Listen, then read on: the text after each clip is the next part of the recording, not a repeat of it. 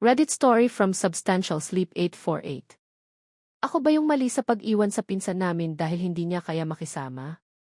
Lalabas dapat kaming magpipinsan para magbakasyon dahil ire-remodel yung bahay ng isa naming tita at para na din magamit yung van na bagong bili ko. Tapos sama pa sa equation na may dalawang pinsan kami nakakauwi lang galing US. Nasabi ko sa mama ko na lahat kaming magpipinsan isasama para kumpleto kasi bihira lang umuwi yung mga pinsan galing abroad. Bago umalis, like 30 minutes, nagkakarga ng gamit, nagkukwentuhan kaming lahat sa dining table, catching up ba? Yung pinsan kong epal at di marunong makramdam, itago natin sa pangalang Remy. Said comment na immature kami at panay siya. Pwede namang ganito o pwede namang ganyan, habang nakatitig lang sa phone. Hindi namin siya pinapansin pero yung mga side comments kasi niya nakakasira ng vibe, di naman na siya bata asa 24 na siya, nasa 30 plus na halos lahat sa aming magpipinsan. Sinita siya ng ate niya at sabi, kung ginawa namin yung mga sinaside comment mo at nagpakamature kami sa tingin mo exciting yung kwento. Ikaw walang masabi kasi boring ka. At sumagot lang si Remy ng, di ako gumagawa ng walang kakwenta-kwentang mga bagay. Na sobrang pabalang. Hindi na namin pinansin uli, nasanay na kaming mga andito sa Pinas na ganun ugali niya, dahil lagi na lang intindihin na lang at introvert, at she is rude talaga.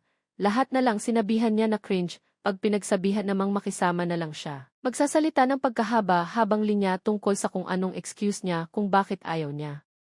Umandar na ang van. Habang nasa kalsada kami, nagtatawanan kami at nagpapagandahan ng Beyblade.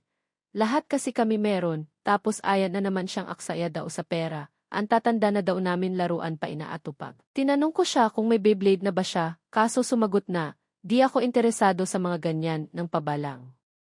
Tinanong siya ng pinsan namin na galing abroad kung saan siya interesado, pabalang na naman yung sagot na, sa katahimikan. Allergic ako sa OA.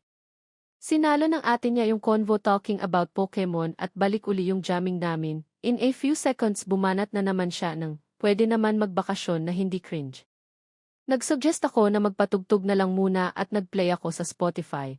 Pati sa kanta buwisit siya, ang dami niyang sinasabi tungkol sa artist at sa genre na pinapatugtog ko, so sinabi kong siya na lang magpatugtog. Bigla ba namang sabi na hindi daw namin magugustuhan yung taste niya?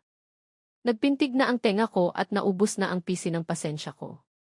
We're trying to have a good time tapos ganun, so sabi ko ng total matured naman siya at mga isip bata kami, maiwan na lang siya, total cringe kaming lahat at gusto niya ng katahimikan at hindi OA, ibabalik na lang siya.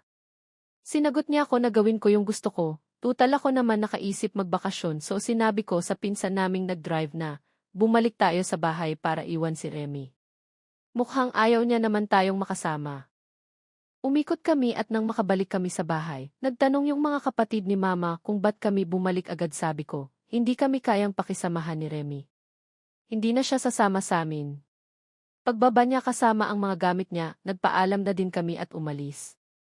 A few minutes later tumawag yung mama niya sa isang pinsan namin na grabe daw yung iyak ni Remy, bakit daw siya iniwan, sana daw inintindi na lang yada-yada. Sinasabihan ako na sunduin namin ulit si Remy.